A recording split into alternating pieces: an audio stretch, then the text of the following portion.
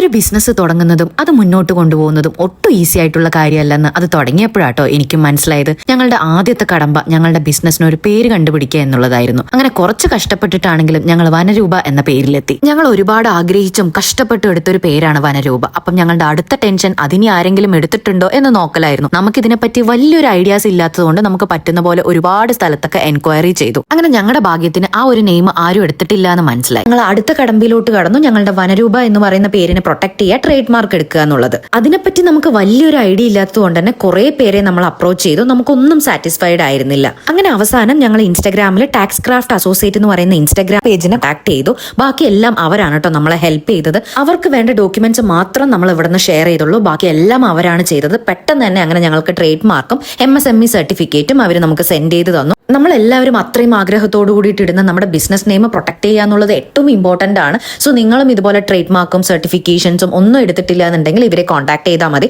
ഇവരെ നിങ്ങളെ ഹെൽപ്പ് ചെയ്തോളും.